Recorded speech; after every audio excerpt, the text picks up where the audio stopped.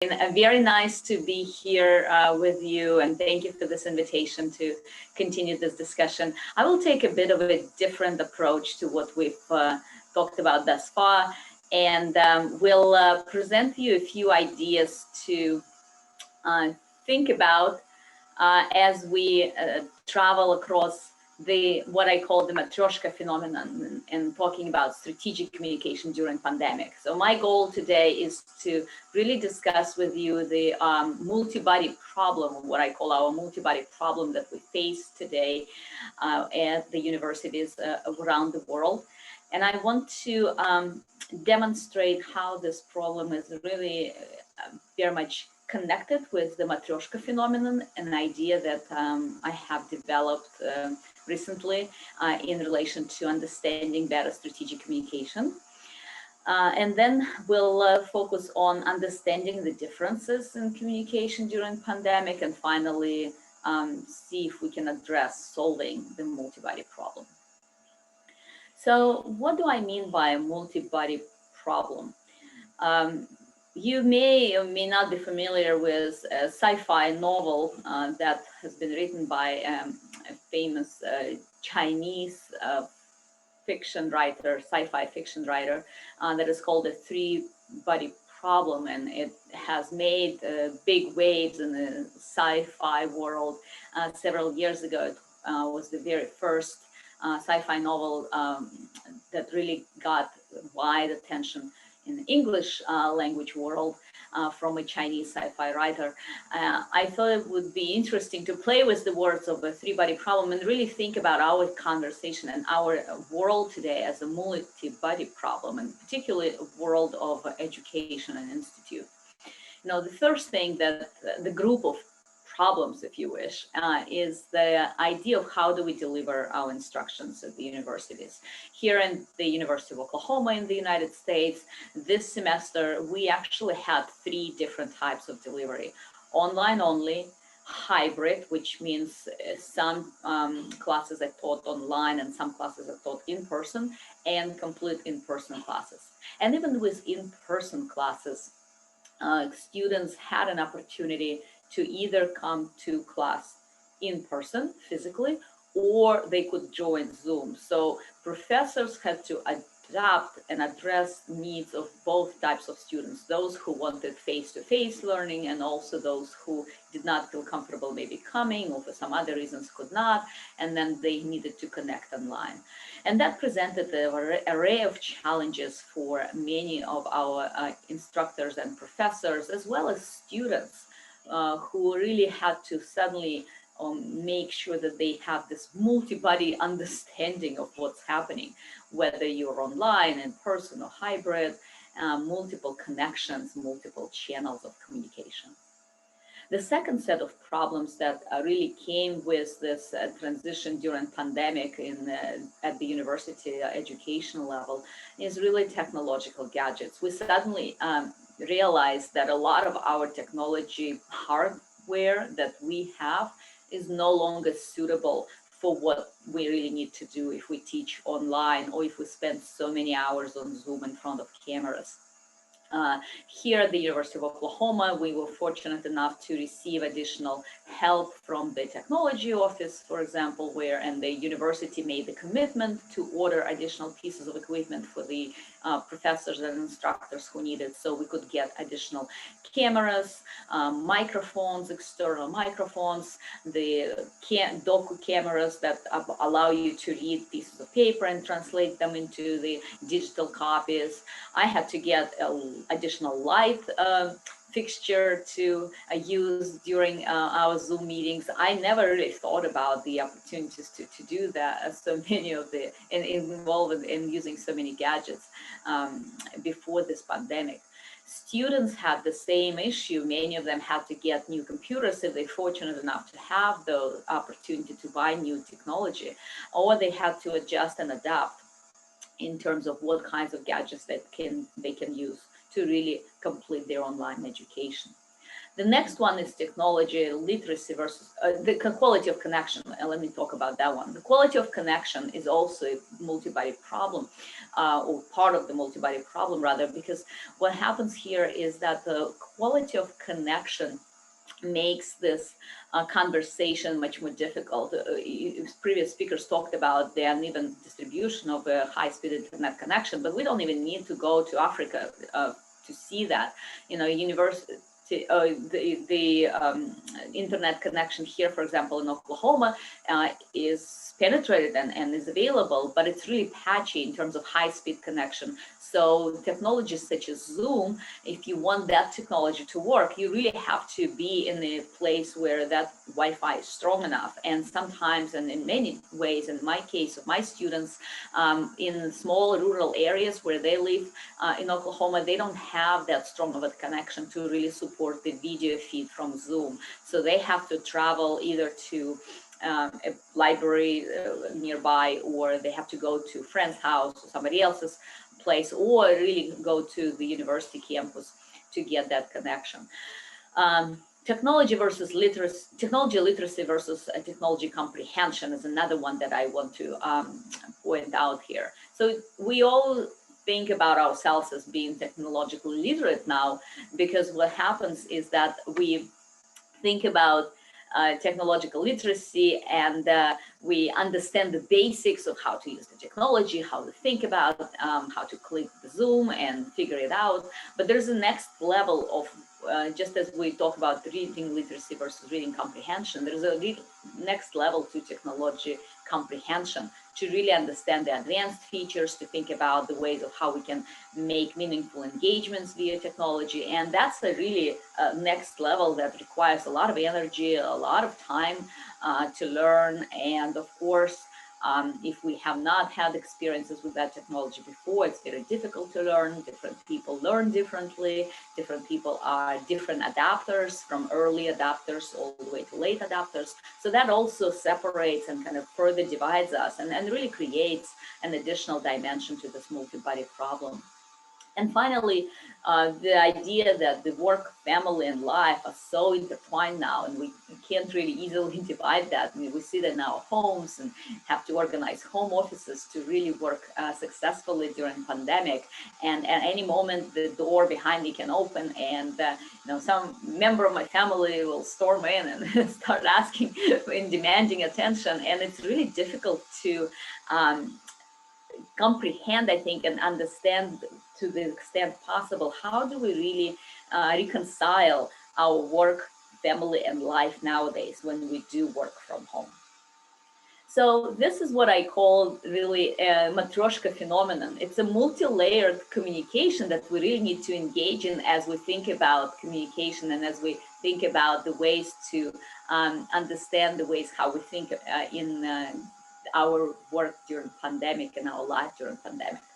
Why is it matryoshka phenomenon? I really like this analogy that I use for, not really metaphor that I use for understanding strategic communication messages, and it's very well situated to understand our multi-body problem. Our communication always is multi-layered because of all these challenges I mentioned before. On the surface, it looks just like one doll. We want to communicate, we want to spread knowledge, and we want to create as much of a normalcy in this uncertain times as possible. But the truth of the matter is that we do have many, many layers of communication that happen during our conversations with colleagues, with students, with everybody who is around us. Right? We may say one thing, but then there are lots of other things that really follow. And until you keep opening these matryoshkas and keep figuring out what are the other layers of communication, it's really difficult to understand the complexity and comprehensive point of this communication.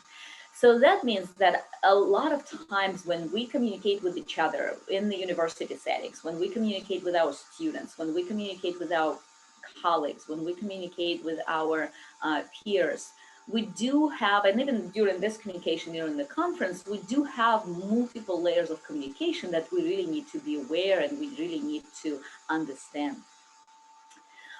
In our recent work with my colleagues, we talked about this grid of understanding differences in strategic communication, which I think is also very applicable to understanding our differences during communication during pandemic, and particularly in the university context. A lot of times we will have transparent communication and all the way to non-transparent communication. So in other words, we can have all our ideas up on the table, but then all the way on the spectrum to probably hiding something for particular reasons. And another dimension here is the strategic communication all the way to non-strategic or opportunistic communication. As we engage in communication at the university with our students, for example, we have a very particular goal in mind when we communicate, and we a lot of times create the strategic messages for our students or for our peers, for our colleagues, or for our administration. The same thing goes to any other member of publics or stakeholders within the university. They all may have specific strategic communication messages for us. But in times of pandemic, especially nowadays, we did notice that a lot of this communication become more spontaneous and then more opportunistic. And the very fact that we do have all these problems we mentioned create an opportunity for us to engage in opportunistic communication, things that we have not planned, things that we didn't think about before. And we really want to take advantage of the opportunity in time and place and discuss specific issues, specific topics, or things that are happening today with our colleagues, with our peers, with our students, to demonstrate how this really can affect our life and how can affect our understanding of the subject down the line. So when we think about differences in strategic communication pandemic, I would argue that pandemic situation really forces us in many ways to think more about non-strategic opportunistic communication opportunities, and also really forces us to think about the ways of how we can make our communication more transparent, precisely because of multi-layered matryoshkas that we need to open. So the next thing that I wanted to discuss is that I wanted to bring your attention to this table that compares the Western communication differences and Russian communication differences. We use this in the chapter, speaking of the world-life balance right here.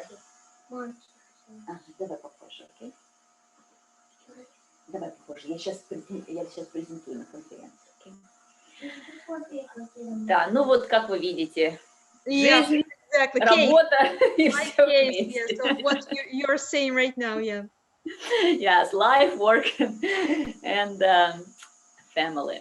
So let me just spend a little bit time on this table here, because what I think is that we can take some interesting points from this. We use this to discuss the differences in communication between Western and Russian strategic communicators. But I think it's very good one to also think about the ways of how we communicate at the universities in the Western and in the Russian environment. I'd be happy and interested to hear your thoughts about that as well.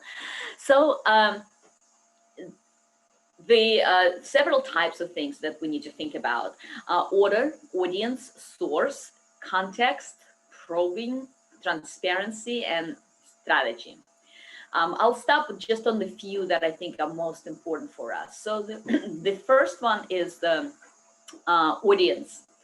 A lot of times messages that are targeted specifically to stakeholders are separated to internal and external stakeholders in Western communication. A lot of times that's kind of a staple. You have to have different messages for different stakeholders. You definitely want to make sure you understand it.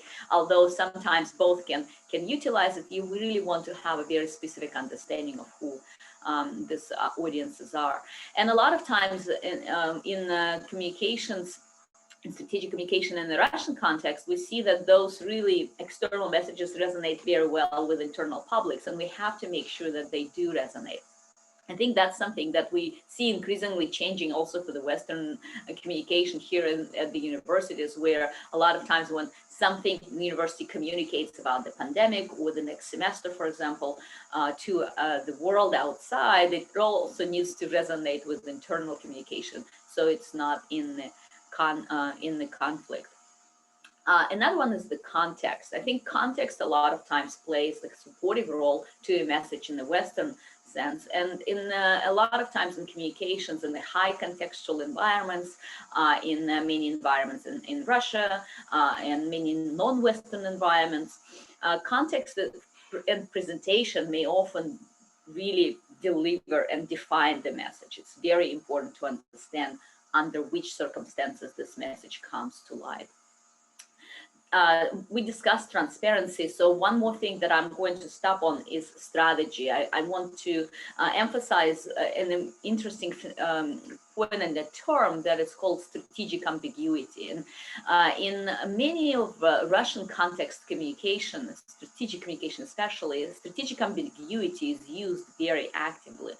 It's really central to communication. That means that this is something that you do not necessarily deliver clearly and sharply.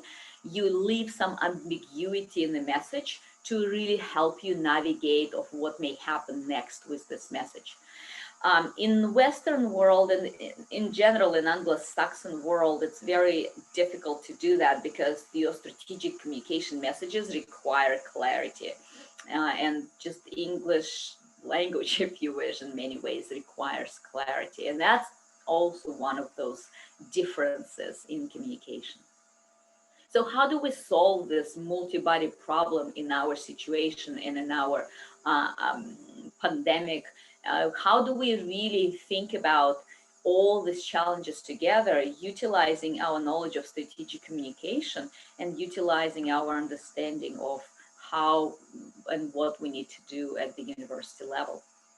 Well, we really need to unpack our matryoshkas. We really need to look at the multiple elements of what it really takes right now to work during the pandemic in the online environments. We really need to also understand that what it takes to learn in this environment. It's not only about instructors and professors, and, teachers and administrators. It's also about students. It's about them who also have multiple matryoshkas and multiple layers, and help them to communicate these multiple layers, help them to open their own matryoshkas and learn about themselves, because only through learning about ourselves we can really better understand the other. So some takeaways. Let's deal with strategic ambiguity. Let's assume and let's welcome that strategic ambiguity, because right now, let's be honest, during pandemic, we all engaged in a lot of strategic ambiguity messages. We do not know define specific points. We do not know the final specific timelines or ideas of when everything gets resolved. A lot of our communication right now is strategically ambiguous, so we really need to deal with that. And I think our first step to understand it is to understand why certain messages are ambiguous. It's a good starting point to really unpack some of those matryoshkas and layers, whether it's technology-driven problems, as we discussed, comprehensiveness versus literacy, whether it's actual gadget hardware problem, or it's something more intangible and something more complex, such as family, work, life balance, or maybe even quality of information and exchanges. We also need to analyze possible reasons behind this ambiguity, why some messages can be ambiguous, why, for example, our students may not tell us directly what kinds of things they struggle with, or on the other hand, why we ourselves may not be as direct in some of our messaging, why administration may not be direct in some of our messages that they provide. And then we need to really achieve awareness. It may take some time for us to really work through this confusion and improve resilience. We are learning, and we have made huge progress in this in the last 10 months, kind of understanding what this pandemic really brings to the world, and we're all working through this together. So let's learn through our peers. Let's have these conferences like this one that really help us to dive in and really improve our resilience and how to understand it. It's good to see that we're all humans, right? I'm actually kind of glad that my little one stormed in, because we all see that that is happening with everyone, and that makes it even more real, I think, and more authentic in terms of communication and in terms of what we're trying to say. And then finally, let's say that uncertainty might be a strategy. It may be possible for us and useful for us to actually have that uncertainty situation and really embrace it and celebrate it. It's okay not to be straightforward. And I think that's the message that probably is more resonating with my Western colleagues. I think in many ways, our Russian colleagues may have mastered the way of what it really means to be strategically ambiguous and how to really survive in the levels of uncertainty. So some of these ideas and many of the ideas, I had to do a little plug here, are discussed in our new book that we published with Dean Krukerberg. It's called Strategic Communications in Russia, Public Relations and Advertising. It's a volume, edited volume of 15 chapters from 20 plus authors around the world, but most of them come from Russia, different universities in Russia, where we really discuss contemporary and modern trends and issues in public relations and advertising. And some of the ideas that I've discussed today are actually in this book and in chapters that I co-wrote. So with this in mind, thank you very much for listening